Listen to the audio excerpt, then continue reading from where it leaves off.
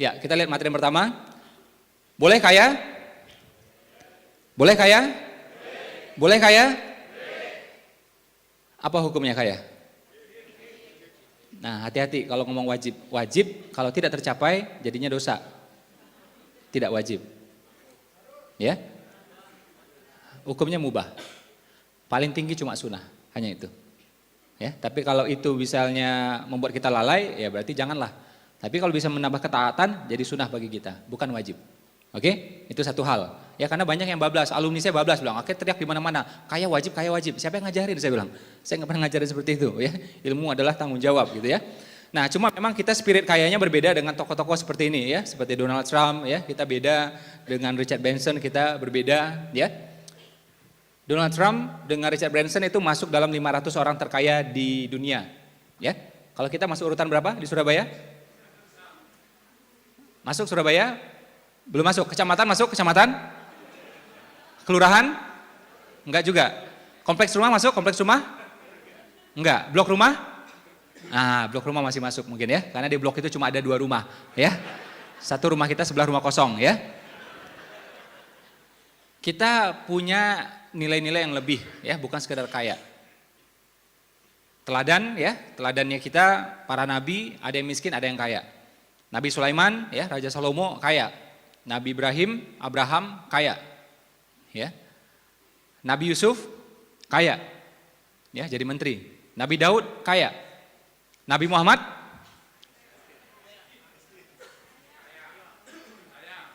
siapa yang bilang miskin?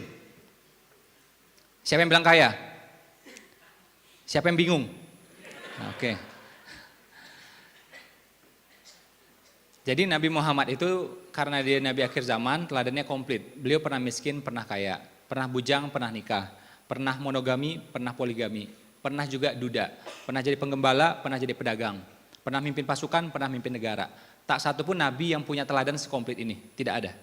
Nabi Sulaiman tidak pernah miskin, Nabi Syuaib tidak pernah kaya, Nabi Musa tidak pernah berdagang sampai ke luar negeri. Ya. Nah, kalau Nabi Muhammad dia pernah semuanya. Oke? Ini jadi contoh bagi kita. Tapi kalau diterusin pertanyaannya, beliau lebih lama miskin atau kaya? Lebih lama kayanya ketimbang miskinnya. Oke, kita cek satu persatu. Salah cerita, salah nanti dapat contohnya. Kapan beliau miskin? Ketika beliau jadi penggembala. Ayahnya meninggal, beliau jadi penggembala, miskin. Tapi hebat, kenapa? Miskin mandiri. Ya, bayangkan usia 8 tahun. Ada yang mengatakan 6 tahun coba. Mana bisa orang zaman sekarang seperti itu? Usia 8 tahun bisa mandiri. Ya. Nah, terus kapan lagi miskin? Ini satu hal miskin. Terus kapan lagi miskin? Ketika beliau diboikot. Pamannya meninggal, istrinya meninggal. Enggak ada lagi pelindungnya. Ini masa-masa berat Nabi, masa-masa kelam Nabi. Ya, ini miskin. Ya, jadi miskinnya sebentar di sini ada di sini. Jadi buat teman-teman semua, kalau miskin jangan lama-lama, gitu. Ya, ini kadang-kadang miskin sampai belasan tahun. Cari apa coba itu, ya? Disuruh jualan males, ya? Bilang nggak kuat Pak, jualan. Waduh, saya nggak kuat Pak kalau jualan. Jualan nggak kuat, miskin kok kuat coba? Ini kan aneh coba, ya? Nah, Nabi Muhammad miskinnya sebentar, oke? Terus dia ikut pamannya. Bayangkan ya, kita nggak usah ngomong Nabi lah, ya, nggak usah ngomong Nabi. Kita ngomong orang Surabaya, ya, atau orang Sidoarjo, atau orang Lamongan, orang Gresik misalnya. Ya kayak kita gini lah biasa. Sejak kecil dagang, oke? Dibimbing sama paman yang jelas-jelas pengusaha. Jujur, gigih. Pertanyaan saya, kira-kira 20 tahun lagi kaya nggak kira-kira? Kita nih, saya bilang, ya jujur, gigih, sejak kecil dibimbing sama paman yang pengusaha. Kira-kira 20 tahun lagi kaya nggak kira-kira? Ya kaya. Itu logika sederhana aja itu. Apalagi Nabi, jujurnya luar biasa, gigihnya luar biasa. Dibimbing sama pamannya, dagang sampai ke luar negeri. Nggak mungkin dagang sampai ke Syam, ke negeri Syam, kalau cuma bawa barang dagangan yang nilainya cuma 2 juta rupiah, 3 juta rupiah, nggak mungkin. Bawa keripik gitu ya dari Malang ya, keripik apel gitu ya, jual sampai ke luar negeri ya, cuma bawa barang dagangan 2 juta rupiah, tidak mungkin. Kalau sampai perjalanan ke luar negeri berbulan-bulan pasti nilai perdagangannya ratusan juta atau miliar. Itu Nabi Muhammad ya. Nah, beliau dagang itu 25 tahun, bukan sehari 2 hari. Mungkin nggak orang dagang jujur gigih ya 25 tahun kere, nggak masuk logika saya.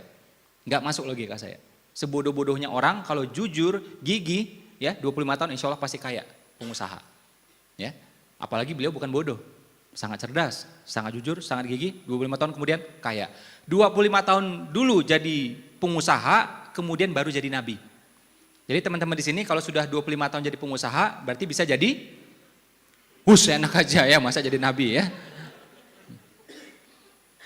Jadi nabi hanya 23 tahun. Ya. Jadi kalau ditanya, mana yang lebih pengalaman? Beliau lebih pengalaman jadi pengusaha ketimbang jadi nabi. Sampai seperti itu. Jadi karena nabi akhir zaman, kurikulum vitae-nya dahsyat, ya, kualifikasinya dahsyat. Mau jadi nabi harus jadi pengusaha dulu 25 tahun. Kalau nabi-nabi sebelumnya nggak pakai syarat kayak gitu. Penggembala boleh jadi nabi, ya. Orang biasa boleh jadi nabi. Karyawan biasa, pegawai biasa boleh jadi nabi. Oke? Nah, khusus nabi terakhir kualifikasinya berat. Mesti jadi pengusaha dulu 25 tahun baru boleh jadi nabi. Ya, dan itulah profesi nabi yang paling lama, ya. Beliau tekuni selama 25 tahun. Kalau profesi yang lain cuma sebentar-sebentar saja. Penggembala sebentar, ya, yang lain juga sebentar. Oke sampai di sini? Oke sampai di sini? Nah, jadi boleh kaya? Oke, ya. Istri nabi lebih kaya. Makanya kalau ada orang Islam nggak kaya kita bingung, itu nabinya siapa coba itu? Ya, bingung kita. Nabi lebih lama kayanya, istri nabi kaya, 10 orang yang dijamin masuk surga, 8 kaya. Penyebar agama Islam yang masuk ke Nusantara kaya-kaya.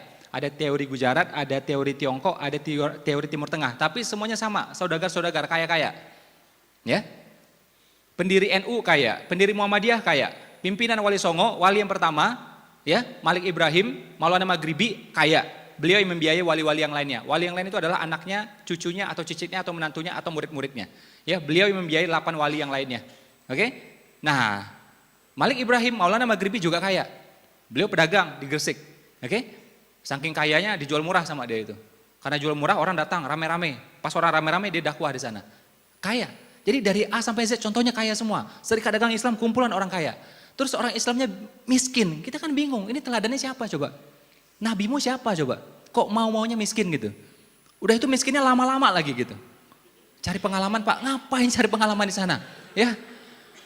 Tapi hati-hati Mas Ipo, itu sunatullah, ada yang kaya, ada yang miskin. Betul, ada yang kaya, ada yang miskin. Yang penting yang miskin bukan kita, kan gitu.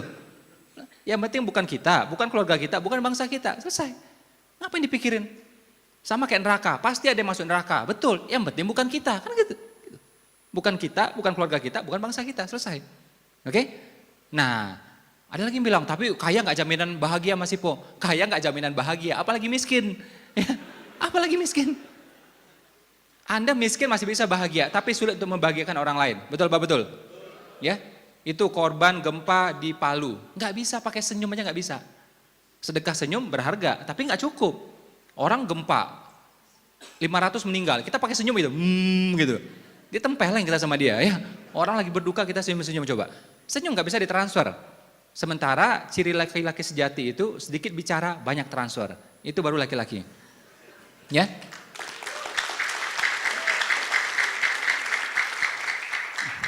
Ini banyak muka-muka tersinggung di sini ya. Nah, saran saya daripada naik tensi yang mending itu ya, ada pintu keluar di sana. Coba sana aja ya.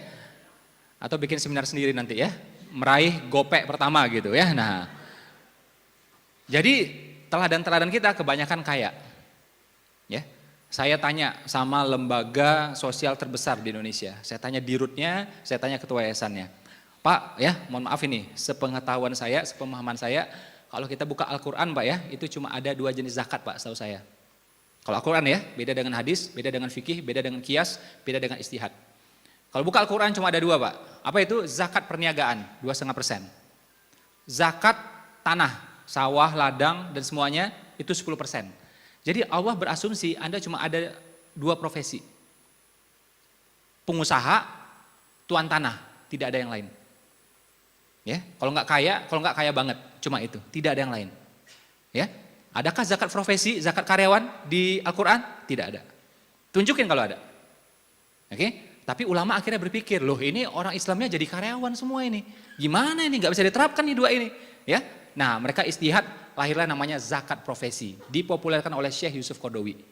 Tapi aslinya di Al-Qur'an tidak ada. Betul apa betul? Silahkan cek nanti Al-Qur'an ya kalau tidak percaya. Jadi Allah berasumsi Anda itu kaya, kalau nggak kaya banget, cuma itu. Makanya ada perintah wakaf. Apa yang bisa diwakafkan? Yang bisa diwakafkan cuma 2 awalnya itu. Pertama, ladang yang ditemukan oleh Umar. Oke, yang kedua apa? Sumur. Sumur artinya mata air, sangat-sangat berharga di Timur Tengah. Oke, beda dengan kita. Di sana orang bisa berantem karena sumur gitu. Oke, nah cuma dua itu, dua-duanya properti. Ya, ladang dan sumur coba. Nah, cuma pas di pelaksanaannya umat kita banyak miskin, KPR nggak lunas-lunas. Gimana mau wakaf coba, ya kan? Udah nggak lunas, tenor lagi, nunggak lagi, ya kan? Nah, akhirnya muncul lagi istihad, wakaf tunai, wakaf marmer, wakaf 1 meter. Aslinya itu tidak ada, yang ada cuma ini sebenarnya, wakaf properti.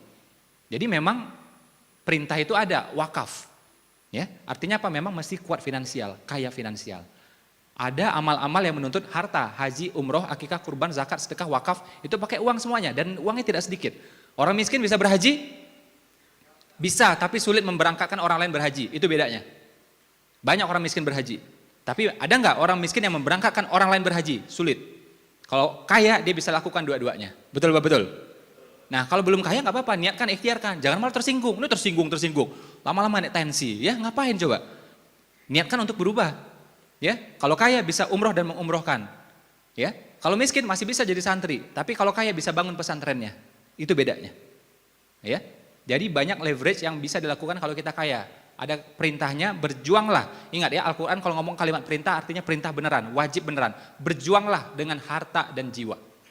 Ya, jadi buka Al-Quran sebelah manapun, kalau muncul kalimatnya kata perintah, berarti itu wajib beneran.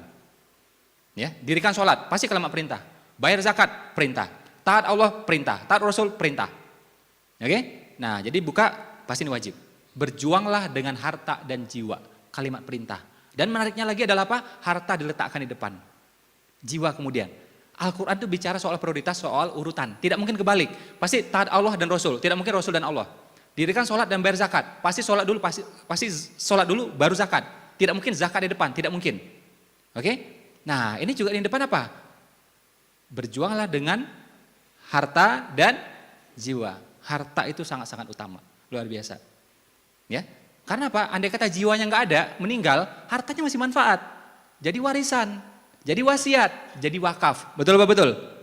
Sampai seperti itu, ya. Dan Nabi bilang sebaik-baiknya harta berada di tangan orang beriman. Jadi kalau ente semua ngakunya beriman, miliki hartanya, ya. Sebaik-baiknya harta berada di tangan orang beriman. Jadi kalau sudah beriman, ya mestinya berharta. Agar apa? Orang beriman yang mengendalikan peradaban. Yang bangun perumahan dia, yang bangun mall dia, yang punya satelit dia. Untuk baik-baik semuanya. Beda kalau di tangan mereka, nanti jadinya macam-macam. Ya, jadinya reklamasi lah macam-macam semuanya. 1 kali mendayung, 2-3 pulau tereklamasi. Nah itu mereka bikin. Ya, mereka bikin pusat perjudian, pusat prostitusi. Kalau harta di tangan mereka. Tapi kalau di tangan orang baik-baik, insya Allah jadinya kebaikan yang masif. Sebaik-baiknya harta berada di tangan orang beriman. Masih mau miskin? Ini miskin sih enggak saya lihat. Cuma muka-muka cicilan masih ada di sini saya lihat ya. Muka-muka tagihan gitu ya. Nah. Laki-laki itu biasanya deg-degan karena 2 hal. Jatuh cinta, jatuh tempo. Biasanya itu tuh ya. Kalau wanita deg-degan karena 2 hal juga ya, karena 2 kalimat. Kalimat pertama, I love you. Itu bikin dia deg-degan. Kalimat kedua, diskon 50% ya. Nah, itu juga bikin dia deg-degan ya. Tapi ya, saya bilang memang fitrahnya wanita shopping. Betul? Semiskin-miskinnya wanita pasti shopping. Ya. Oke, fokus, kita mulai lagi. Pagi. Oke, tepuk tangan untuk Bapak Ibu semuanya.